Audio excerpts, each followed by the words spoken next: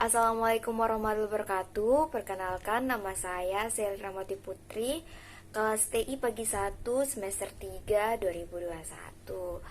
Baik, saya di sini akan mempresentasikan materi yang bertemakan tentang motivasi dengan mata kuliah Communication Skill dan dosen pengampunya adalah Bapak Heri Susanto, SSM Home. Baik, sebelum memasuki materi lebih dalam lagi, saya akan memberikan satu kutipan pembuka. Dan kutipan ini berisikan, jangan biarkan kemampuan yang terbatas membatasi potensi kesuksesan yang tidak terbatas. Nah, dari kutipan ini bisa kita artikan bahwa kita diajarkan untuk tidak membataskan potensi yang ada dalam diri kita, sehingga kita dapat meraih potensi kesuksesan yang tidak terbatas. Nah, dari kutipan ini bisa nggak sih dibayangi teman-teman gimana? Apa judul yang akan saya sampaikan hari ini? Nah, judul kali ini yang saya bawakan adalah kendalikan potensi dalam diri. Setiap orang diciptakan tidak ada yang sempurna, karena masing-masing memiliki kelebihan dan kekurangan. Setiap kelebihan yang dimiliki tersebut bisa jadi sudah disadari oleh setiap individu atau belum disadari sepenuhnya. Setiap kelebihan yang melekat pada setiap individu inilah yang disebut sebagai potensi diri. Sederhananya, potensi diri adalah kemampuan, kekuatan, ataupun kecerdasan yang ada di dalam setiap individu, baik yang sifatnya sudah terwujud ataupun yang belum terwujud secara optimal. Potensi diri dapat berkembang melalui bakat yang sudah dibawa sejak lahir dan dapat terus diasah melalui usaha dan kerja keras. Sebelumnya, izinkan saya untuk membacakan profil diri. Perkenalkan, nama saya Serli Ramawati Putri.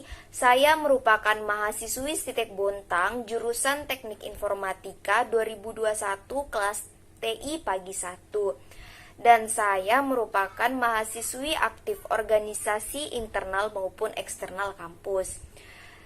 Di internal kampus, saya merupakan sekretaris umum BEM Sistek Bontang. Saya juga merupakan Ketua Divisi Hubungan Masyarakat dan Lembaga atau HML Piker, dan saya merupakan anggota Divisi Pelatihan dan Pengembangan Himpunan Mahasiswa Teknik Informatika Sistek Bontang. Nah, sudahkah Anda mengenal diri sendiri? Pernahkah merasa hidup begitu monoton, lesu, dan tidak semangat menjalani aktivitas tanpa tahu alasannya?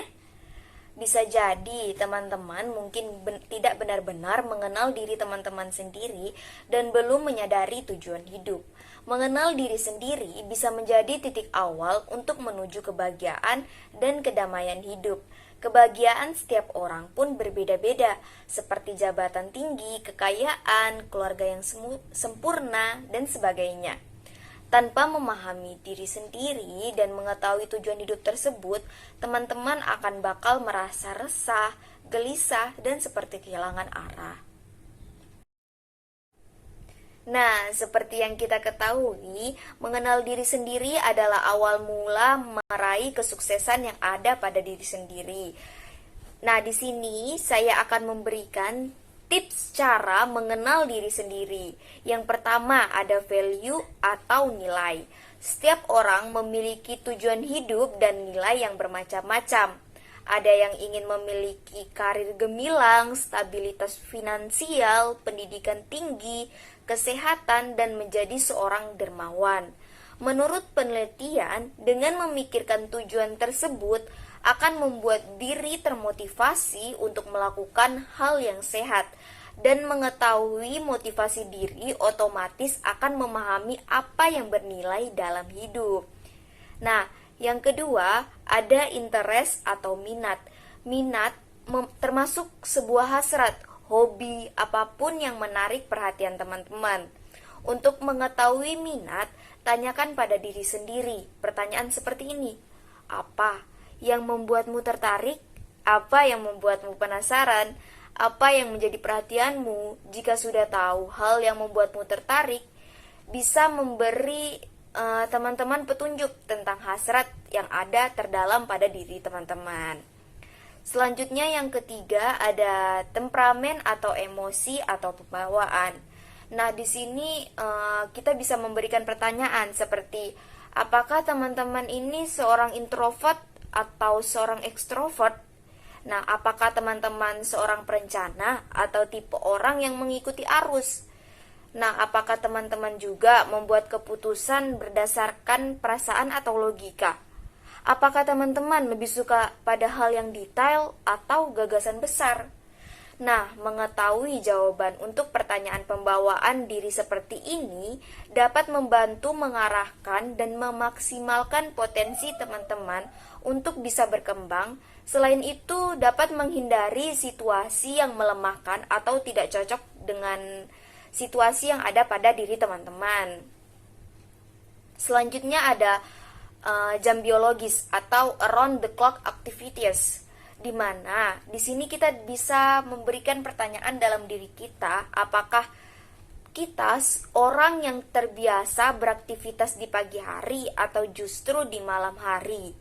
Nah, pada pukul berapa sih kita merasakan badan dalam kondisi terbaik? Setiap orang memiliki jam biologis yang mengatur kapan jadwal finansial tubuh bekerja aktif. Aktif di saat jam-jam terbaik membuat teman-teman bekerja dalam kondisi terbaik dan menikmati setiap aktivitas yang dijalankan. Selanjutnya yang kelima itu ada strength ataupun kekuatan. Kekuatan tidak hanya mencakup kemampuan, keterampilan, dan bakat, tetapi juga kekuatan karakter seperti kesetiaan, rasa hormat terhadap orang lain, kemampuan untuk terus belajar, kecerdasan emosional, keadilan, dan sebagainya. Menyadari kekuatan diri merupakan salah satu dasar membangun kepercayaan diri, sebab teman-teman yang cenderung tidak percaya diri karena tidak mengetahui apa sih kekuatan terbesar dalam diri sendiri, dengarkan pujian dari orang sekitar dan cari tahu keterampilan yang teman-teman kuasai bisa menjadi petunjuk untuk menemukan kekuatan yang ada pada diri kita, dan jadilah dirimu sendiri. Memang terdengar mudah namun saling sulit direalisasikan, tetapi itu adalah wejangan yang baik untuk hidup yang lebih bahagia.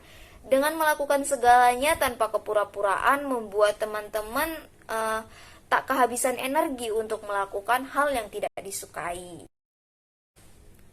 Nah, dari pemaparan tersebut, akhirnya kita dapat mengenal diri sendiri. Kalau sudah mengenal diri sendiri, apa yang harus ditingkatkan? Nah, yang harus ditingkatkan adalah potensi yang ada dalam diri sendiri. Baik, ini adalah 3 investasi untuk meningkatkan potensi diri. Yang pertama, ada ikuti training bersertifikasi, di mana belajar adalah hal wajib yang terus dilakukan oleh seseorang selama hidupnya. Bahkan jika teman-teman mungkin baru saja lulus, tetap akan ada banyak cara yang bisa dilakukan untuk membuat teman-teman menjadi yang terdepan di antara para pesaing. Jika teman-teman seorang digital marketing, maka teman-teman dapat mengambil beberapa sertifikasi mengenai digital marketing untuk menambah ilmu. Hal ini tidak hanya akan membuat teman-teman lebih unggul dari para pesaing, tetapi juga akan membantu teman-teman menjadi mampu memberikan layanan profesional yang terbaik. Nah, banyak dari kursus bersertifikasi ini dirancang agar fleksibel. Jadi teman-teman itu tidak perlu menghabiskan banyak waktu untuk bekerja. Kursus yang tersedia juga biasanya terus diperbarui secara teratur dengan tren terbaru yang ada di industri. Jadi teman-teman itu akan terus update dengan kemajuan yang terjadi di bidangnya teman-teman sendiri. Nah, selanjutnya yang kedua ada bergabunglah dengan kelompok minat yang sama. Kelompok minat khusus dapat membantu teman-teman menciptakan koneksi dengan orang-orang yang cenderung memiliki pola pikir yang sama. Setiap orang baru yang teman-teman temui akan membawa perspektif unik dan gagasan-gagasan baru yang dapat teman-teman terapkan untuk pekerjaan teman-teman sendiri. Memiliki kelompok yang memiliki pola pikir bahkan visi misi yang sama akan memungkinkan teman-teman mempelajari banyak hal dari setiap orang. Tentunya, setiap pribadi mempunyai keunggulan masing-masing, sehingga teman-teman dapat saling bertukar ilmu. Selanjutnya yang ketiga itu ada keluar dari zona nyaman. Keluar dari zona nyaman adalah suatu keharusan ketika teman-teman ingin memaksimalkan potensi diri. Cobalah untuk mempelajari hal-hal baru yang belum pernah teman-teman pertimbangkan sebelumnya. Jangan merasa takut untuk terlihat konyol, teman-teman. Jadi saat kamu menghadapi sesuatu yang membuat kamu tidak nyaman, janganlah merasa takut. Setiap keterampilan yang dapat teman-teman lakukan bersumber dari pengalaman teman-teman. Semakin sering teman-teman melakukan suatu hal, maka semakin ahli atau terampil teman-teman dalam melakukannya. Jadi, jangan pernah takut untuk mencoba hal baru. Mungkin saja hal baru yang teman-teman coba akan membuat teman-teman menjadi lebih sukses di masa depan. Sudah mengenal diri sendiri, sudah meningkatkan, selanjutnya apa lagi? Nah, selanjutnya adalah buatlah sebuah tujuan hidup dan berkomitmen untuk niat dan tujuan hidup itu. Nah, hidup tidak akan bermakna jika tidak punya tujuan atau sasaran. Bus atau angkot saja punya tujuan, apalagi hidup manusia. Jelas harus punya tujuan kan? Dengan memiliki tujuan, maka hidup akan lebih terarah dan lebih jelas. Semua yang teman-teman lakukan setiap hari merupakan tahapan yang harus ditempuh demi mencapai tujuan. Cita-cita merupakan bagian dari tujuan hidup. Canangkan sesuatu yang ingin teman-teman gapai suatu hari nanti. Setelah tercapai, buatlah tujuan baru dengan skala yang lebih tinggi. Ketika Anda bisa mencapai tujuan hidup, maka teman-teman pasti akan merasa hidup ini lebih bermakna. Nah, selanjutnya itu berkomitmen terhadap niat dan tujuan, di mana ketika niat sudah kuat, maka yang harus dilakukan adalah memiliki selanjutnya adalah komitmen yang besar dan stabil terhadap niat dan tujuan hidup teman-teman. Komitmen akan menjaga teman-teman untuk berusaha menggapai semua yang dirancanakan. Betapapun sulitnya jalan yang harus ditempuh, teman-teman harus bisa menjaga komitmen jika potensi yang ada pada diri teman-teman ingin terus berkembang. Nah, sebelum saya mengakhiri penyampaian materi saya pada hari ini, saya akan memberikan satu kutipan penutup. Dan kutipan itu berisikan, jangan pernah ragu dengan potensi yang ada dalam diri Anda.